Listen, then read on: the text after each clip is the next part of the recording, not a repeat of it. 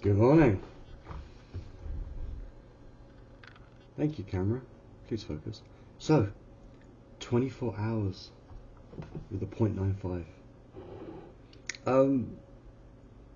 One of my co-workers owns this lens. And I was like, oh, and TT Artisans don't make it anymore, you can't get it. And I was like, oh, can I borrow this from you? And he went, yeah. This thing is absolutely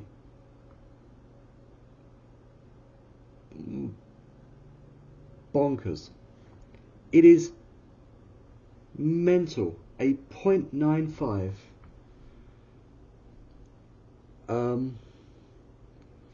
M mount 50mm lens. And I was like, hey, can I borrow that? And he's like, yeah. Because there's something I want to take photos of soon. It does look, admittedly, massive on an M8. So he lent it to me.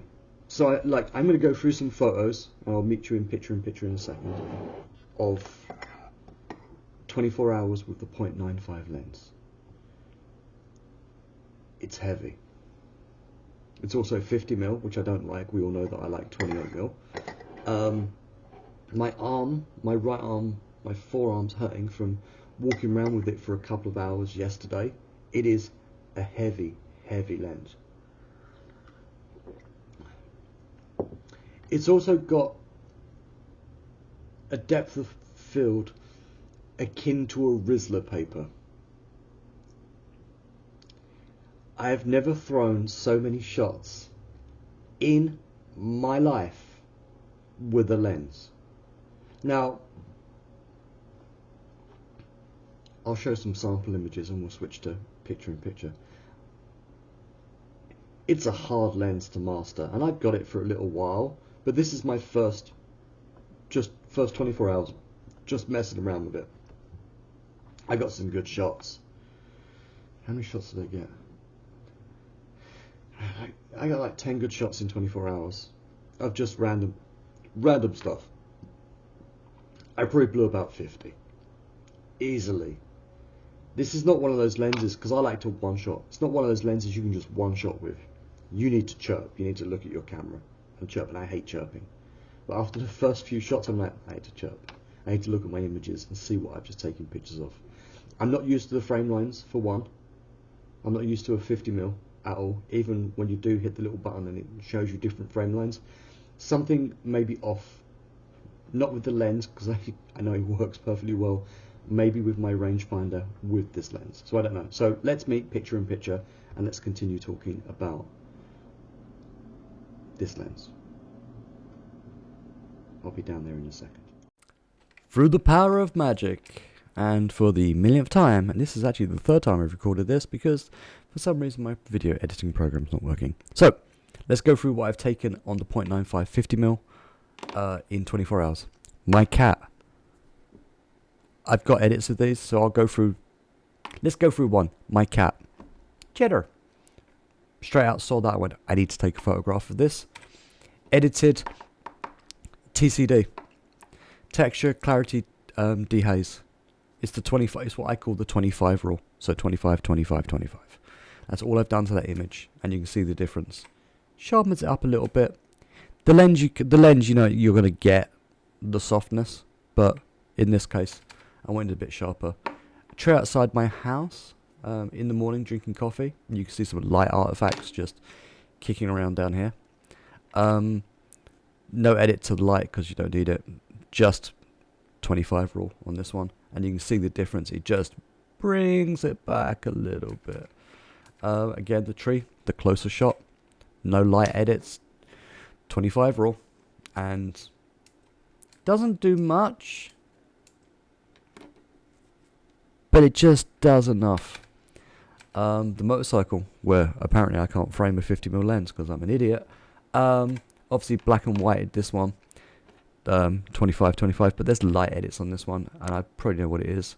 Yep, this one I really had to play with. There's a lot of light in my face, so dropped the exposure, contrast, highlights, shadows, just tweaked it a little bit. I think we can all agree that the difference where the tank is completely blown out from the light and you drop it black and white and just tinker with it a little bit brings it back to an almost acceptable photograph. The doorway, where I focused upon a door of an old building. The edited version, black and white on that.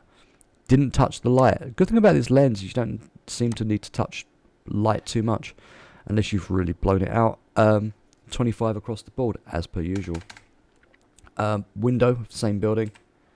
No light edits. I just like the crispiness that you get. You get just a little bit more crunch on with the 25 raw. So not a bad photograph. And this is like me learning very quickly. The house, I love this house. It's a great color. I straightened it up. No light edits, just black and white. I think it's like a profile 6. 25 on that again. So good. I'll put all these pictures at the end. Guy sitting at the park, reading a book with the little sprayers outside. To be honest, I don't mind this photograph as it is, but with a little bit of tweaking. 25 raw, and then I've dropped the exposure because it was super bright. And you can see contrast is up, highlights all the way down. Very unusual for me. Yeah, you lose a little bit on the plants, but you get the floor. Look, if the highlights were at nothing, look, drops it, perfect. Shadows -10. I like this photograph. I need to submit that one into a competition or something. Lady walking down the street as I was just going home. This was a quick lunchtime run around and shoot some pictures. Nothing on the light, so this is 25 raw, straight 25. The color on this is great. I like the way it looks like an old school. Remember, M8, ISO 160, 50mm 0.95. Your forearm's aching. I'm surprised this is actually in focus, considering my forearm was completely dead. The black and white.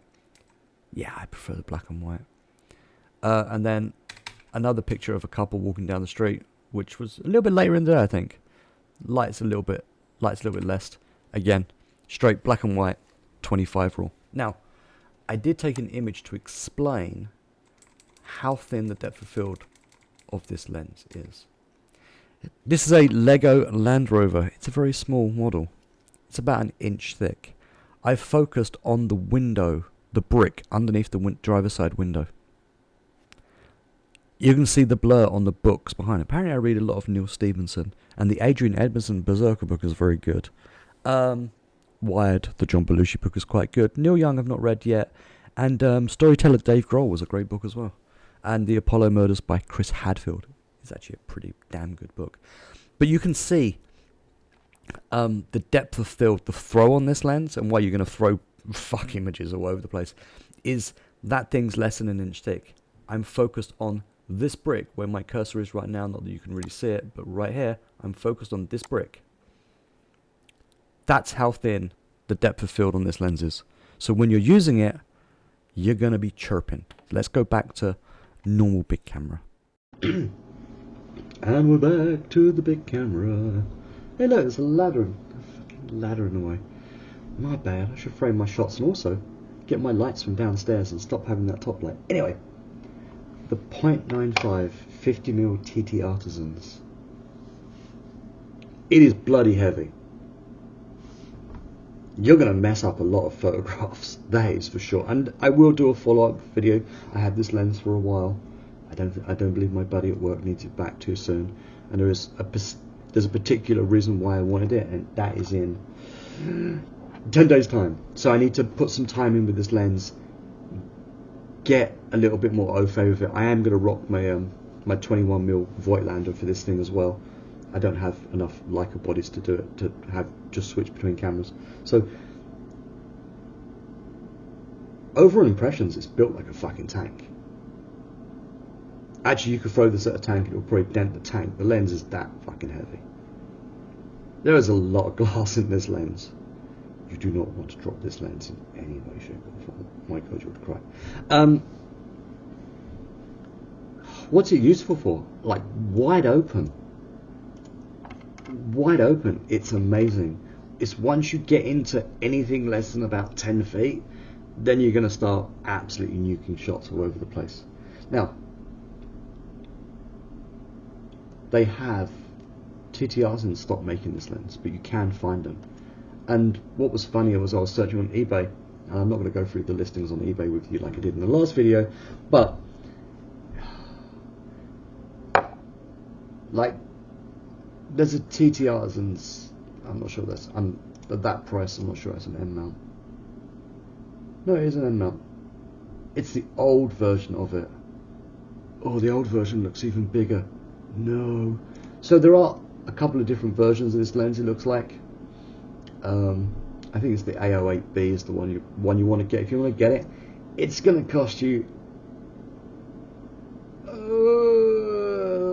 a serious amount of cash. You're looking at about £1,000 for a 0.95 lens, which it's a particular blend for sure. If you're not shooting Nikon, wow, I don't even shoot Nikon. Wow, wake up, Jeremy, have some more tea. If you're shooting Leica, if you're looking at brand new, and there is a titanium version of this, you're looking at over 1,000 for a brand new version of this lens. But the lens is an optical structure of 8 groups of 11 pieces, which includes 1 larger spherical lens, 2 ED anomalous dispersion lenses, and 8 high refractive lens index to ensure good sharpness at maximum aperture. This is very true. It's got a clicked aperture ring, it's got a full metal body, it's got a full metal cap on the titanium version. This one's got a plastic version, but whatever.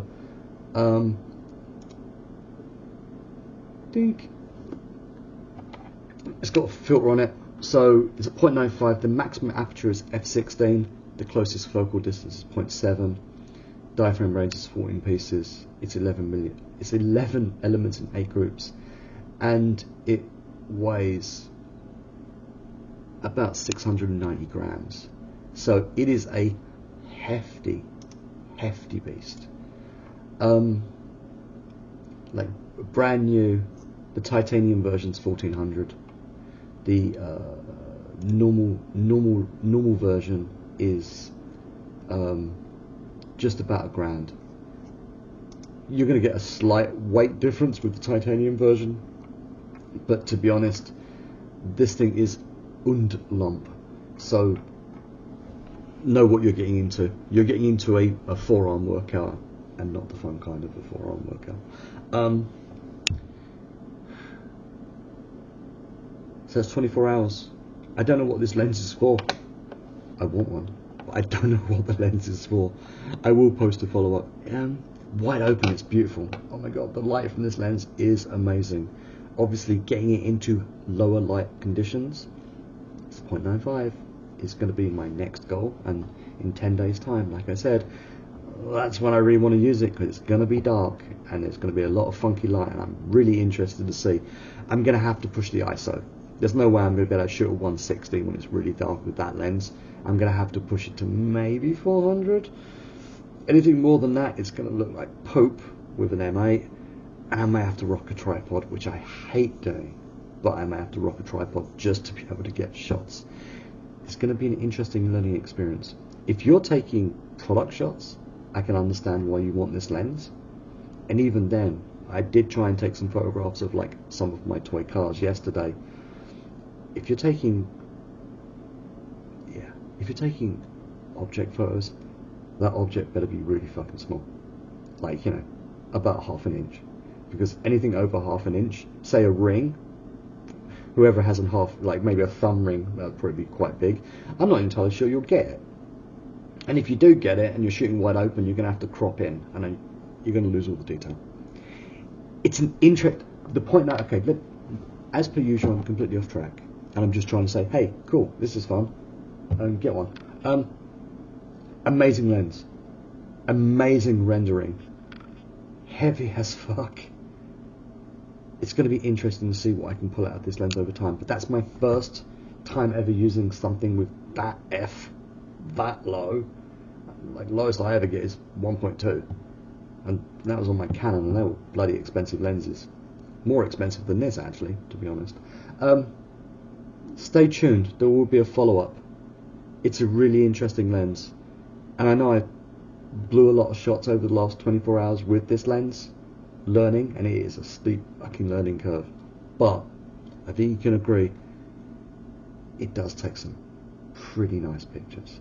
So, thanks for watching. Like and subscribe.